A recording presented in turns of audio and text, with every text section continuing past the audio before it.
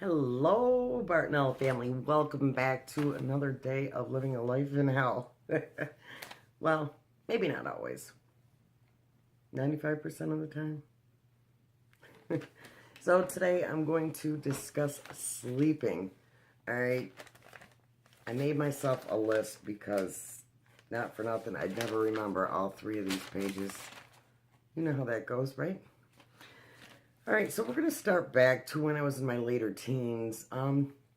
Throughout my life, when I went to sleep and stuff, I didn't notice any problem until I got to be around 18 or 19. And I noticed that my foot would want to rock. Now, I know that that's common with, like, typical people and stuff like that are hyper, I guess. I wasn't really hyper. Just normal, I guess. At least I felt normal. Now, as the years progressed, I started having a lot of issues. Now it's, like, ungodly trying to sleep. No wonder we're tired all day. So I'm going to start off with going to sleep first, and then I'm going to describe what wakes you up. So, going to sleep, when I first lay down, and I know I've mentioned this before, I often will start getting those jumps, jump, and I'm not just talking about my leg, I'm talking about my entire body. I might arch in, arch forward. Yeah, so that happens for about a minute. And then once I get into, I always lay on my right side first. Now, it doesn't matter if I'm laying on my stomach or my back. That always happens, always happens. So, yeah, I get that jump. And then as I lay on my left side, I feel like I'm on a boat. And I know I've mentioned this before, too. It feels like you're in a boat, kind of going over the waves. And that really drives me crazy because when I lay down, I want to lay down and go to sleep like any normal person. But yeah, I just don't feel like I'm still. I feel like somebody's rocking me in a rocking chair. Okay, so it could be our equilibrium. Who knows? So after about 10 minutes laying on my left side and kind of semi getting used to that rocking feeling, I'll roll over on my right side and then I usually fall asleep. So now I got down to getting to sleep even is a problem because, like I've mentioned before, going to sleep during the day is very easy. I mean, we could do it at any given moment. Give us 10 minutes to sit down and we're sleeping, right? But at nighttime, it's like by 5 o'clock, and I know I've said this too, all of a sudden I start coming to life around 5. And then I really start coming to life around probably about 8 o'clock. Now this is a time when the body's supposed to typically start falling to sleep. But no, God forbid, no. I mean, I have no problem staying up till 1, 2 in the morning. Just a night owl or the disease. Because a lot of us are like that. During the daylight, whether there's too much stimulation, brightness, who knows what. But we just would rather be asleep during lit hours, and we're like vampires. We come to life when it gets dark out. Yeah. It also happens with people with MS also. So then, yeah, I mean, like I was saying, I stay up all night, and then during the day I'm wet. Or I stay up, all night, and during the day I'm like, ugh. But then a lot of us don't like to go to sleep because as much as we want to go to sleep, a lot of times we feel like crap. We feel like crap. This was another thing that I experienced when I first fall to sleep. When I lay on my left side especially, and I know your heart's on your left side, I start getting like arrhythmias. It's like beat, boom, boom, boom, boom, boom, boom, boom, boom. And I've had a Holter monitor on when I went to a heart doctor before, and they noticed it, but they didn't seem too concerned by it. Who knows? So now you've got the boat rocking effect, and then you've got the skips and the beats and everything else. So, all right, now, better of sleeping in 5 to 6 hours. This I've also said before, but I figured I'd throw it into one video. Even though our bodies want to sleep for hours on end, it seems that we're better off getting 5 hours sleep to 6 hours tops at a time. Any more than that, and you feel like crap. I mean, you want to sleep 5 to 6 hours, get up for an hour or two, go back to sleep, lay down for a couple hours, get back up. Things like that. We're almost like a baby or a dog or something, an animal. Why that is, I don't know, but it's really not good. I mean, I feel good if I take an hour's nap, but if I take like 2 hours, get into like 2-3 hours, oh, I start feeling like I feel when I wake up in the morning. I just feel like, ugh. Really grogged out, and a lot of us have that. Now, here's something that, this is more after I've gone to sleep. When I'm first going to sleep, or sometimes in the middle of the night, once again, I'll forget to breathe and go like that, and it jolts me awake, and my heart's going boom, boom, boom, boom, boom. That could be common for a lot of people with like sleep apneas. I don't know. It just seems to be something that we all do. I don't know. Metaphysicalist people will say stuff like along the lines of, well, that's because you're astral traveling. There's too many symptoms here, guys, for it to be just astral travel. So, all right. So now, here's something that I notice a lot throughout the night, and when I wake up in the morning, I feel like I am a cell phone. This happened to me a few times last night, and I woke up at like 4 something, and I feel like a cell phone that's on vibration.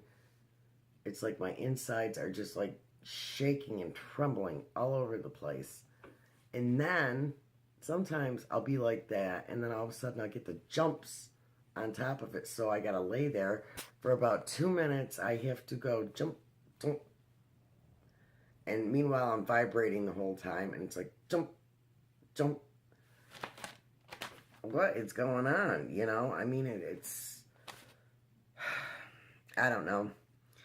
MS people get it, and it's called Lhermitte's disease, or Lhermitte's sign, excuse me, and that is where, like, you look down and you feel those electrical shocks. Well, this is what it feels like. It feels like electrical shocks through your whole body, like you're getting electrocuted, and you're just, I'm sure you guys have experienced this at least once. If you haven't, you will.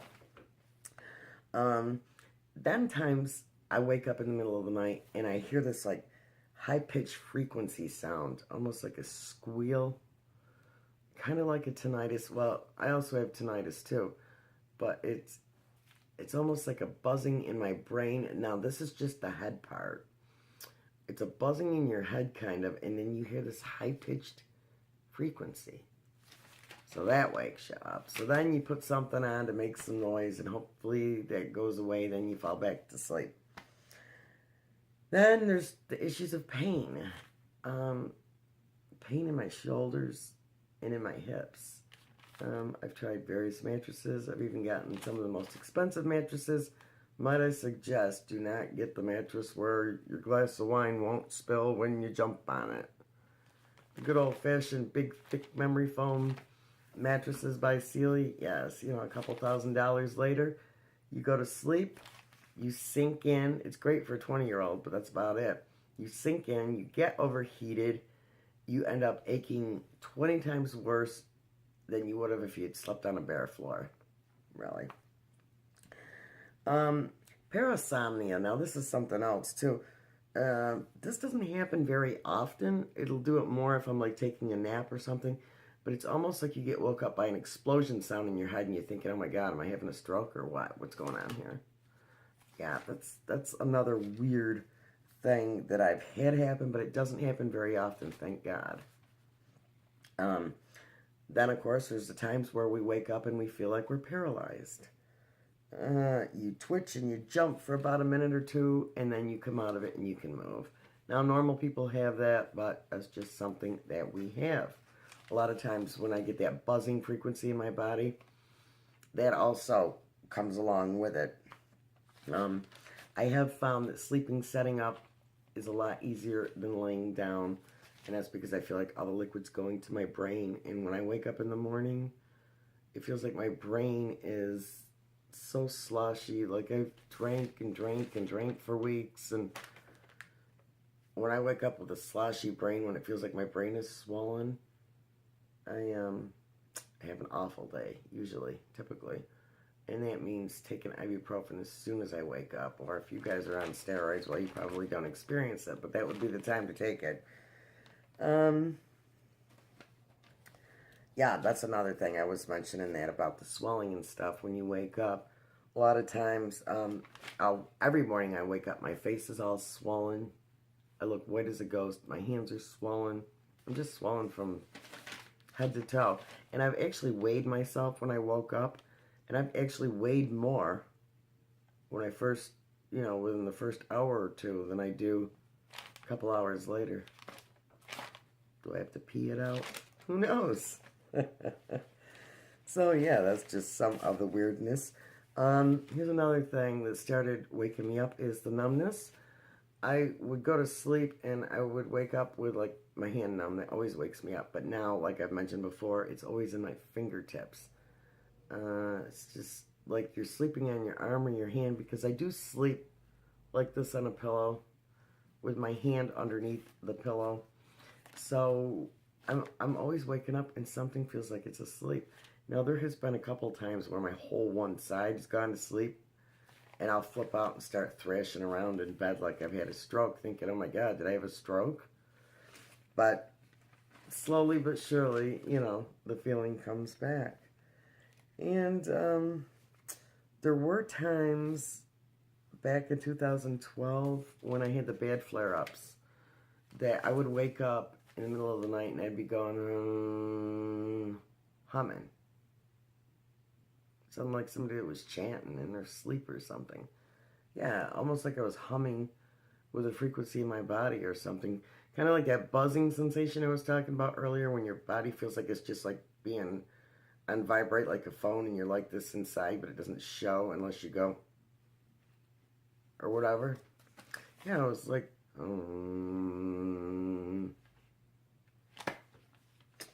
I don't know, guys. And last but least, this usually comes with babesia, people.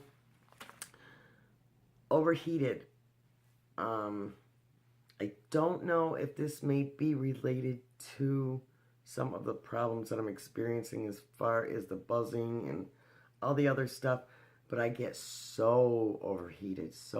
I'll be broke out in a sweat.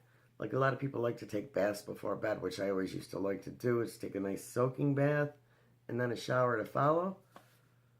I'm better off doing it in the morning because I will sweat so much, it's like almost pointless. So, I'd be curious to know if anybody else experiences this stuff. You know how it goes. Feel free to go down below and leave a comment and let me know what kind of issues you have. I'm sure something that I've talked about on here touches home base with you guys, because after all, it is a part of our disease. And like I always said, one of the first signs to know that you have Bartonella is when you first stand up. And this isn't known in Lyme or in any other disease so much, but Bartonella, it is. You can barely walk. Your feet are so sore.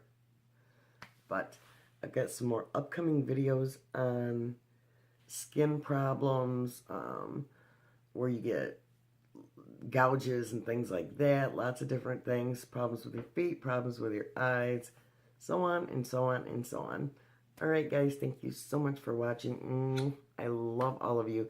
Do not let anybody dictate your moods today, this week, this month, this year. Do not let anybody dictate your moods. Bartonella does it for you, and it's hard enough to stay on track. Blow them off, guys. Alright, thanks again for watching.